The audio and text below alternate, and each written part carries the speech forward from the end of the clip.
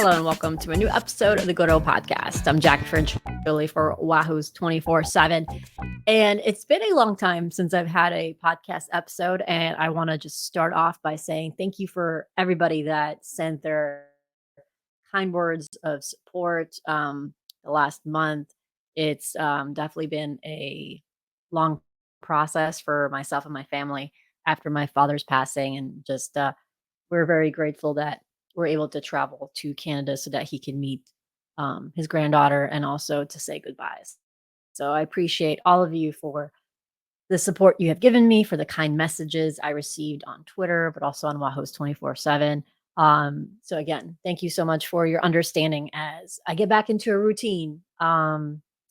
Left and it's been a crazy few weeks just getting back into some sort of regular schedule with the kids and also coming back with basketball was playing and then with spring football started. So we are going to be back on regular schedule where we have episodes every Tuesday and Thursday. As spring football wraps up, that might be adjusted to just once a week, depending on how the content goes. Just like last year, I also will be back on the road during May during evaluation period, where I will be hitting up a couple high schools. So again, my schedule might be a little fluctuating with that. So I might just do it once a week, possibly every Tuesday. That was kind of like our summer schedule last year. So, but until then, we're going to do Tuesday and Thursday, probably until at least the end of April. So for today's episode, we're going to start off with a little bit of basketball.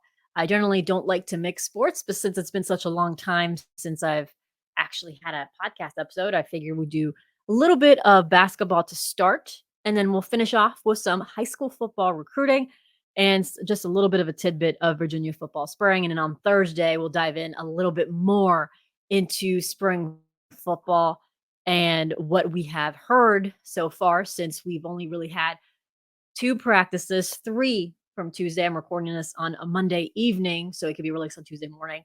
And Tuesday morning, we're going to have the 3rd open practice.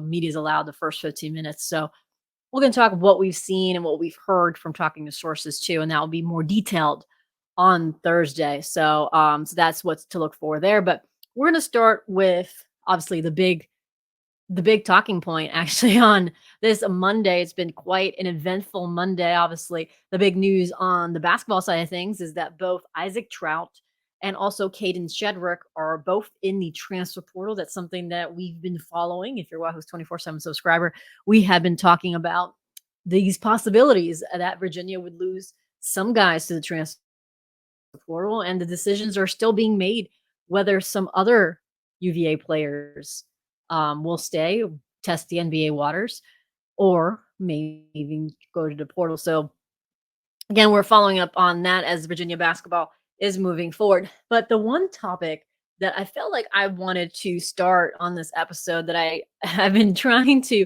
and wanting to do an episode on has been this whole narrative about Tony Bennett being a fraud in March or not built for playing March. I know if you follow me on Twitter, I definitely was made myself pretty vocal on that point, that I don't believe what we've seen in some editorials around the interwebs, that Tony Bennett is not built for March. And I know a lot of you are going to say about recent success about the Virginia program, and we're going to go dive deeper here. So yes, in the last 3 out of the 4 times that they've been to the NCAA tournament, UVA has fallen to double-digit seeds.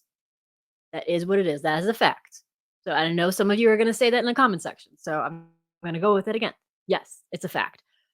UMBC in 2018, that was the first one. And you can point to DeAndre Hunter and his broken wrist as a factor. That was a good, talented team that lost a very big talent to injury.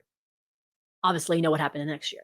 It was a good bounce back. It was a wonderful story, and it was not a fluke. And that's also something that UVA won basketball games in an NCAA tournament. Did they get some luck here and there? Name me one championship team in any sport that doesn't get lucky here in a few games here and there. It happens. But to call a whole run a fluke, I think you need to sit back down. But anyways, the next time I've lost was Ohio in 2021. That was after the pandemic year.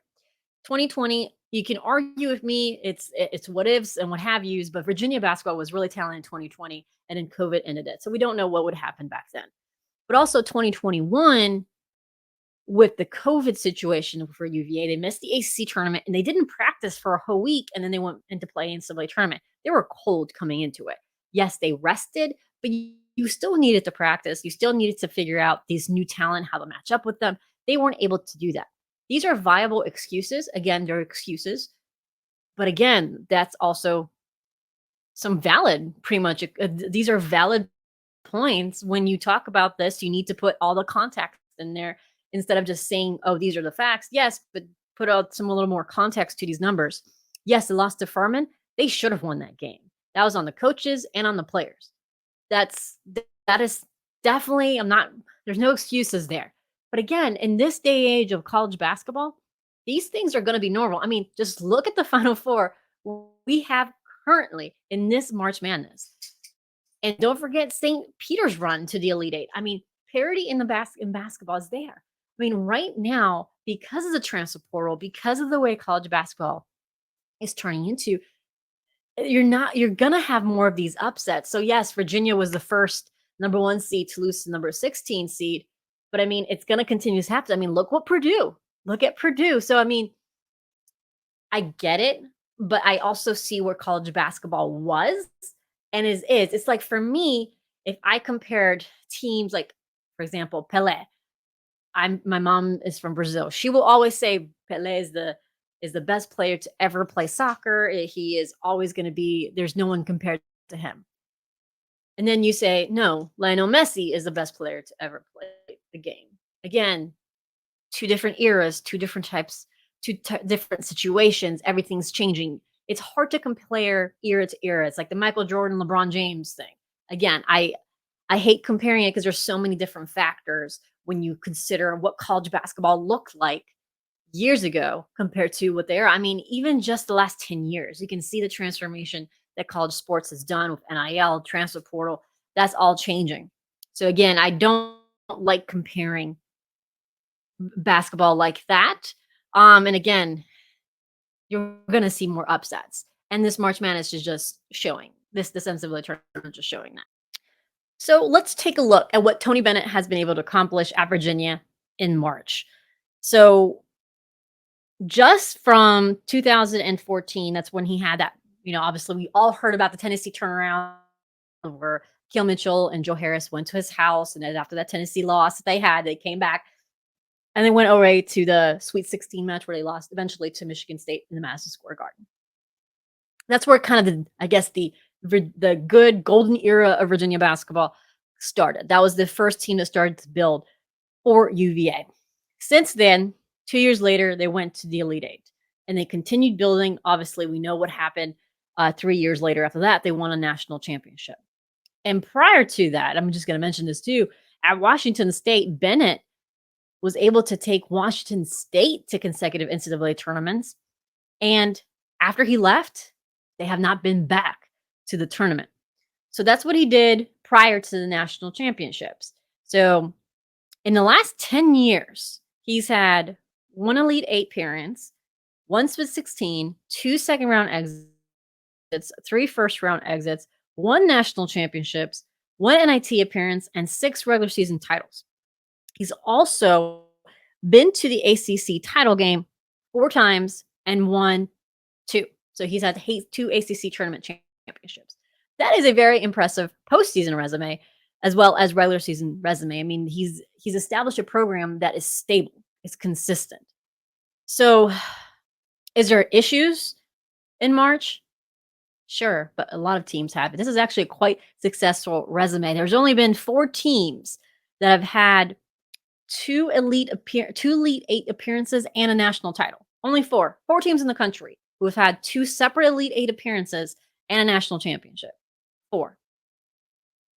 So UVA is one of the few teams in the country that can boast a national championship in college basketball in March Madness. So in the last 10 years, they've been a successful ACC program. Now, I'm not arguing that there needs to be some changes or at least things that need to do to move forward with Virginia so they can have more success. Obviously, college basketball is changing, is what I mentioned in the beginning with NIL and a transfer portal. That's something that they will have to navigate. It's a brand new world. Great thing for them is they do not have the facilities issues that UVA football has. John Paul Jones Arena is an incredible arena. They also have top-notch facilities that a lot of recruits love when they visit. And also, UVA basketball is still talked about on the national scale. So you're not being sent over to the regional networks. You're also being talked about a lot on ESPN, on CBS Sports. You're being your program that is often discussed, often ranked in the top 20. So recruits are seeing you on a national scale. So that does help as well. And it helps that it's been a stable program. It hasn't had any issues of ups and downs and into a roller coaster. So those are all things that are on the side for UVA. Now, what's their problem has not been, it's not been a basketball program per se. It's been a talent program, a talent problem. So if you look at what's been going on since the pandemic, and I think the pandemic also hurt Virginia basketball, as it did a lot of other teams, especially on the recruiting side of things, because don't forget, 2020 was a horrible year for many people across the country and across the world. But on the sports side, it didn't allow for kids to visit, didn't allow for those interpersonal communications, interpersonal relationships, and it hurt recruiting. It also hurt evaluations. So on the sports side of things, this did hamper a lot of teams across sports. And you're still seeing the after effects of this in a lot of teams where some of them, you can see the quality might have gone down a little bit. And it's all like stemming in from the pandemic year. Virginia also had to deal with a lot of players that either left earlier than they expected, went to the portal, went to the NBA. Also, NIL came into a factor. So all that kind of contributed to a roster gap. So instead of the narrative being Tony Bennett can't coach in March, how can he adjust the roster gap that Virginia basketball is currently in? Because let's take a look at a couple of the classes before that good 2022 class, which obviously Trout was a part of and is no longer part of the program. So if we look a few years ago, we have Francesco Badocchi and Marco Antony. Those two players didn't factor into UVA. So that was one class that pretty much was a no-go. The next class is Kihei Clark, Francisco Cafaro, and Cody Stanton. Again, you have Kihei, obviously, he had to contribute. But then Cafaro and Cody, I mean, they played a couple minutes, but that class, I wouldn't say blew everybody out of the water. Then you had Casey Morcell and Caden Shedrick, and then you had Tane Murray as a lone guy in his class. I mean, that is the last few classes for Virginia. Before that 22 class, that was one of the best classes that Tony Bennett signed. So Virginia doesn't have a March problem, it has a talent problem.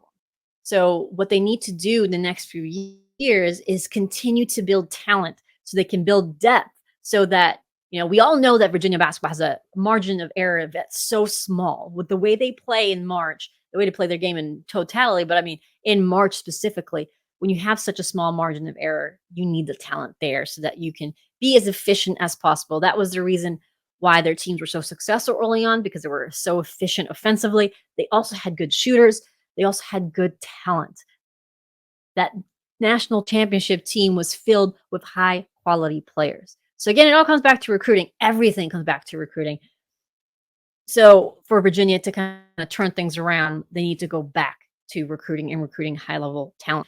As we take a quick break right now, we're going to come back and we're going to talk a little bit of high school football recruiting and touch on briefly spring football. And I'll tease more of that for the Thursday episode. So stay tuned.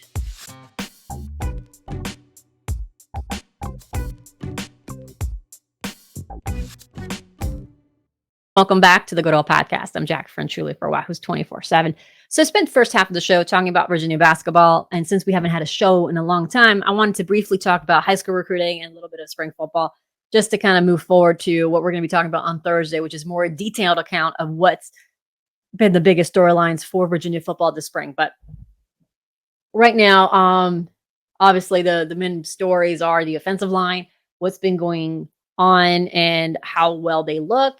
and obviously Tony Muskett and Jay Wolfick in the battle for QB1, and just what is the kind of vibe, the cohesiveness of the team as they move forward this spring to kind of turn around fortunes from last season to this season. So from now, obviously we, again, like I said earlier in the show, we've only had 2 open periods, and those periods are 15 minutes. So we personally haven't seen hands-on what's going on, but from talking to sources, a lot of people have been very impressed by Tony Muskett, the transfer quarterback from Monmouth. We had him on the show prior to spring football, and he talked about his transition here to the Cavaliers, and he was looking forward to spring. And it seems like he's been impressing a lot of people with his ability to pick up the offense very quickly. So that's kind of the things that we've been following, and we're talking to coaches, talking to Tony Elliott. We'll be talking to Terry Heffernan. We talked to him before spring football started, where he was just talking about just the initial impressions of his group. Obviously, at that point, he hadn't been able to practice with them yet. And due to NCAA rules, they have restrictions of how much meetings they would be able to attend. I mean, they can talk and get to know these players, but they weren't able to actually see them physically compete. So now he's had a couple of weeks at spring, and we're talking to him next Monday to see how he would evaluate his group. That is missing a few players. Obviously, Noah Josie just had back surgery after the season, so he hasn't been able to participate. So the O-line group isn't complete. And I expect them to add names, a couple more names once they kind of evaluate players in the portal. They hosted an official visitor about 2 weeks ago, an offensive lineman. So we're definitely seeing some movement there.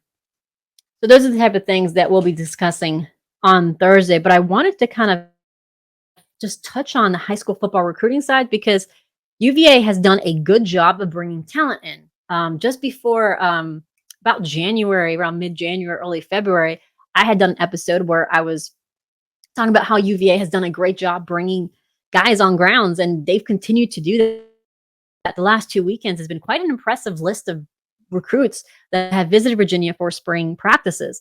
This is sort of thing that, although we saw early on in Tony Elliott's tenure, where we saw a couple of good recruits visiting in around the January period during Junior Day, we didn't see much in spring. Yes, we saw a couple of good names visit in the spring, a couple underclassmen, but we didn't see the consistency.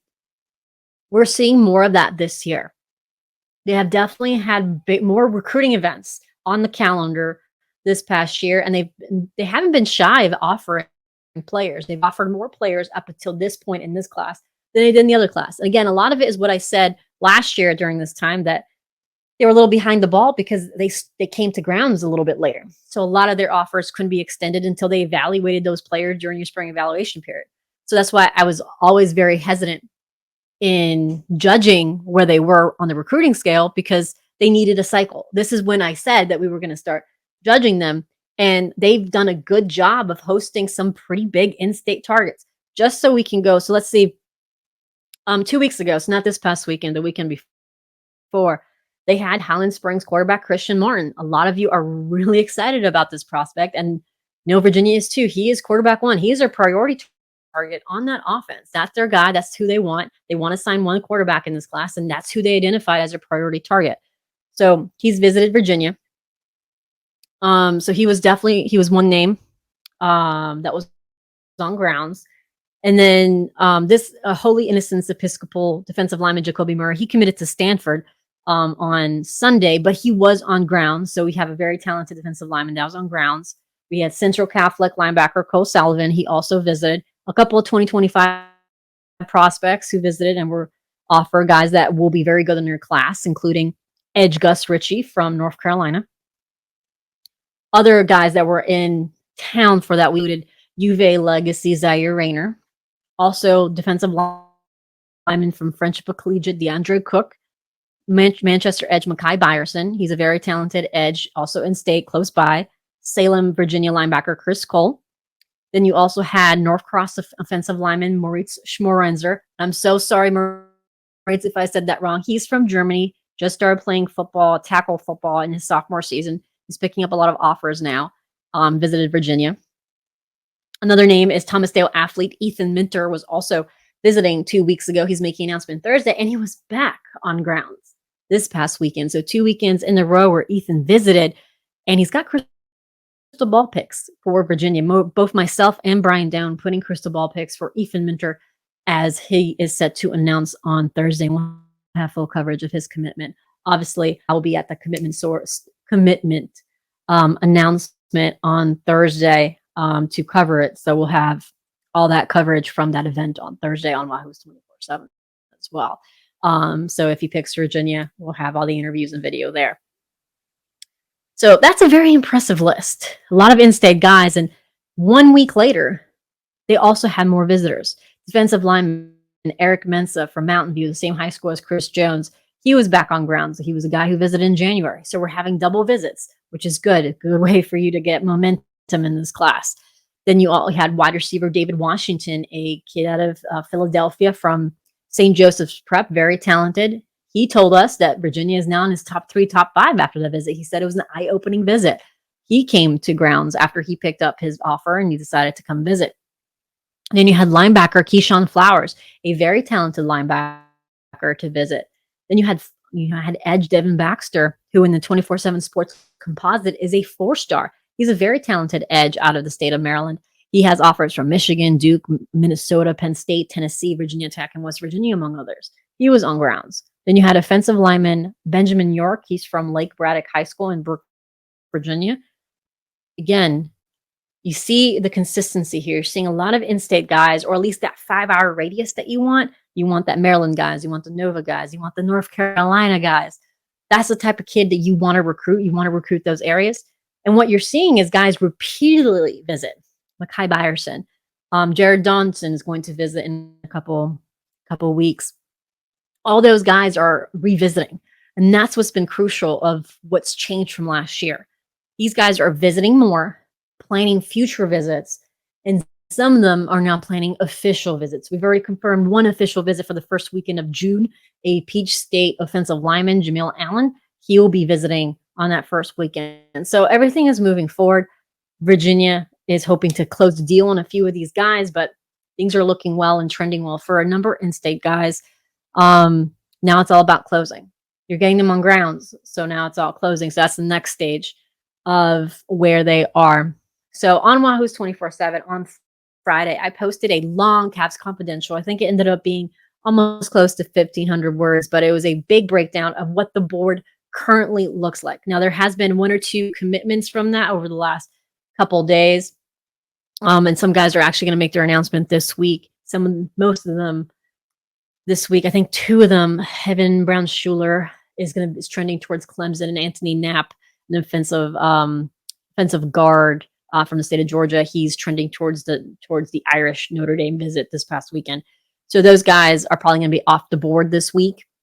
But then you also have Ethan Minter is a recruitment that we've been monitoring for a while. He's visited UVA a number of times, and it seems like UVA is in a very good spot as he's meant to choose between UVA, Virginia Tech, and JMU and all the other schools that have offered him. So that will be on Thursday. So if you want to take a look of what the board looks like for Virginia, why don't you go ahead on Wahoo's 24/7 and check out Cavs Confidential, and that will list some of the guys that have offered, where things stand, but also how many of those guys in those positions they're going to take. For instance, like I mentioned, Virginia is going to take 1 quarterback.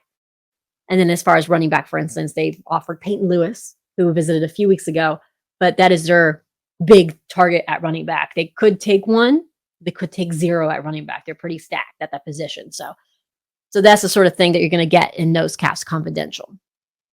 So, but like I said from the beginning, this has been kind of, I wanted to focus a lot on basketball and then just give you a basically crash course on what's been going on for Virginia football. Touched on Tony Muskett in the last 2 weekends for recruiting. On Thursday, we'll dive in just on spring football, what the storylines have been, what some of the key battles we're looking at. We're going to do that all on Thursday. And then next week, we'll dive in on a big recruiting show. So we can go in and I'll name a couple guys that you need to watch, some guys that are more realistic targets, which targets seem to be trending for Virginia, which trends are away. We'll do a more recruiting show next week. So, but for today's show, that's it. It's been nice to kind of get back into a routine and get back on the show. Sorry, I had to kind of brush off some cobwebs shooting a podcast episode. But thank you for listening. And again, if you like what you're hearing, why don't you go ahead and subscribe to wherever you listen to your podcast? Head to our YouTube channel, like the channel, like the video. That way you can see all the video we post. So we've been posting sights and sounds for our media availability, but we've also posted stuff from Pro Day, so you can keep in action with everything that's going around UVA football. So again, thank you so much for your patience the last month, and it's good to be back. So I hope you guys have a good rest of your week, and then we'll see you here on Thursday.